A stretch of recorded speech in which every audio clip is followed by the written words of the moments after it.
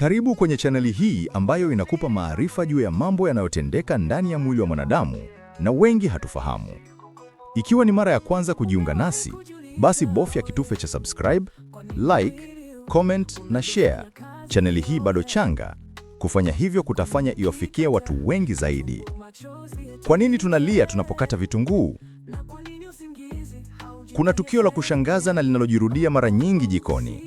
Unachukua kitunguu chako, unakitoa ganda, unakiweka juu ya bua wako ya kukatia, unanyanyua kisu, na dakika si nyingi macho yako yanakuwa na ukungu wa maji.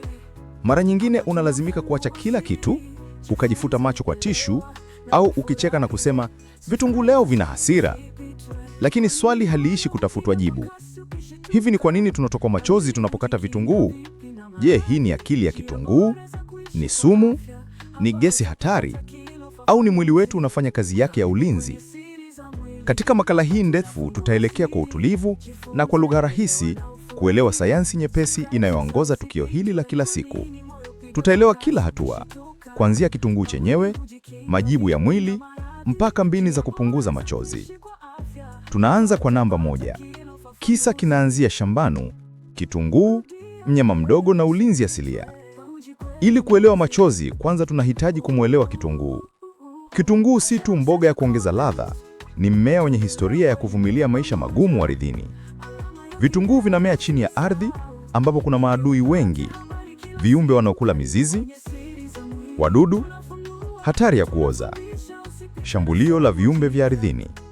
Kwa hiyo, kitunguu kilihitaji bunduki yake ya ulinzi.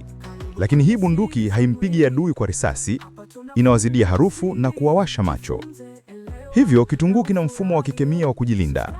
Lakini mfumo huo haufanyi kazi mpaka wewe au kiumbe kingine ukiharibu seli zake. Namba 2. Ndani ya seli za kitunguu, mahali panapo siri hukaa kimya. Imagine seli za kitunguu kama vifuko vidogo vidogo vyenye vitu viwili muhimu: enzymes na kemikali za sulfa. Seli zikiwa salama, vitu hivi havikutani. Vinakaa mbalimbali kama watu wawili wasiotaka kugombana.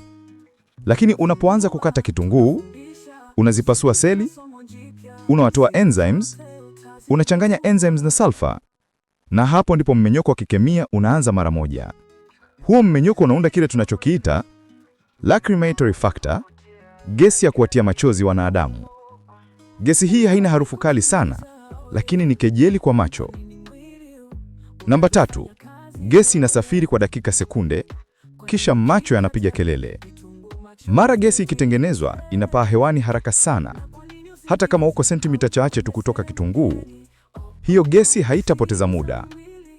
Inakutana na macho kwa urahisi kwa sababu macho yako hayalindwi na ngozi, jicho lina unyevu, gesi inaingia papo hapo bila kizuizi. Hapa ndipo sayansi ya mwili inasimama kazini. Gesi inapogusa macho, inachanganyika na maji kwenye macho, inatengeneza aina fulani ya asidi nyepesi. Asidi hii inakera macho. Macho yanatuma ishara ya hatari kwenda ubongo. Ubongo unatuma ujumbe kwa tear ducts: toeni machozi mara moja. Na ghafla unajikuta unafumba macho, yanakuwasha, machozi yanatiririka, unajifuta kwa haraka kwa mikono yenye harufu ya kitunguu. Haya yote yanatokea baada ya sekunde chache tu baada ya kukata kitunguu. Namba 4. Kwa nini machozi yanatoa machozi kwa kiasi hayo zaidi? Machozi haya siyo ya hisia, ni ya ulinzi. Yanafanya kazi 3 kuu. 1. Kuosha gesi na asidi iliyojitengeneza. Machozi ni kama bambopo ya maji, yanatoa uchafu machoni haraka. 2. Kuzuia macho yasidonye au kuungua.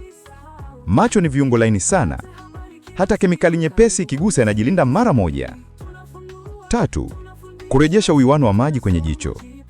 Gesi ikikaa inaweza kukausha macho, hivyo machozi hurudisha unyevu. Kwa hiyo, yaliyokuwa machozi ya kitunguu kimsingi ni ulinzi wa dharura wa macho yako. Si takizo, si unyonge, na wala si ishara ya udhaifu. Namba 5. Kwa nini baadhi ya vitunguu vinakufanya ulie zaidi kuliko vingine? Sababu kuu zinazoleta tofauti ni hizi. 1. Aina ya kitunguu. Vitunguu vya manjano na vile vikavu huwa na sulfa nyingi zaidi. 2. Umri wa kitunguu. Vitunguu vipya au vibichi vina maji mengi, hivyo gesi inatoka haraka zaidi. 3. Jinsi unavyokata. Kisubutu huchanua kitunguu badala ya kukata, seli nyingi hupasuka. 4. Mazingira ya jikoni. Jikoni lisilopitisha hewa hufanya gesi kuelekea moja kwa moja kwenye macho. 5. Joto la kitunguu. Kitunguu cha baridi hutengeneza gesi polepole kuliko cha moto. Kwa hiyo, si wewe unaelia sana. Mara nyingi ni mazingira yanayokuliza. Namba 6. Njia zaidi za kupunguza machozi za kazi kweli. Zipo njia nyingi za kupunguza au hata kuondoa kabisa machozi. Weka kitunguu kwenye friji au freezer kabla ya kukata. Hupunguza kasi ya enzymes. Tumia kisu kikali sana. Kinakata seli bila kuziharibu mno. Kata karibu na dirisha, feni au jiko la moto. Upepo au joto huvunja gesi. Mwagia ubao wa kukatia maji baridi. Maji hufyonya sehemu ya gesi. Tumia miagoni ya kuzuia upepo kama zile za waendesha baiskeli. Inazuia gesi kufika machoni. Kata kitunguu bila kulikata mizizi. Mizizi ya kitunguu ndiyo sehemu yenye salfa nyingi. Kwa kutumia mbinu hizi, unaweza kuongeza muda jikoni bila kusimama mara kwa mara jifuta machozi. Namba 7. Je, vitunguu ni hatari au gesi zake zina madhara? Kwa kawaida hapana.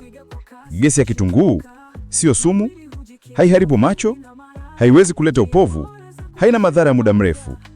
Ni mkazo tu unaochochea macho kutoa machozi. Ulinzi wa kawaida bila shaka. Hata ukilia, baada ya dakika 1 au 2, macho yanarudi kawaida. Jambo la kufurahisha ni kwamba mtu hapati madhara kukata vitunguu, lakini hupata chakula chenye ladha bora. Hii ni sayansi ya uchawi wa jikoni, ni vyote miwili. Kwa baadhi ya watu kitunguu kinaonekana kama kichokozi cha macho. Kwa wengine ni scraper ndogo ya harufu na ladha. Lakini tukichunguza kwa undani, ni sayansi ya kikemia, ni ulinzi wa mimea, ni kinga ya macho ya mwanadamu, ni pati ya maumbe inavyofanya kazi. Ni ajabu kufikiria kuwa kiumbe kisichozungumza, kisichotembea na kenye harufu tamu kinabadilika kuwa msemaji kali machoni mwetu tunapokikata. Lakini huo ndio ukweli. Kitunguu kina akili yake kipekee ya kujilinda. Machozi ya kitunguu ni hadithi ya asili kati ya mimea na mwanadamu. Kwa hiyo ukilia unapokata vitunguu, kumbuka haya.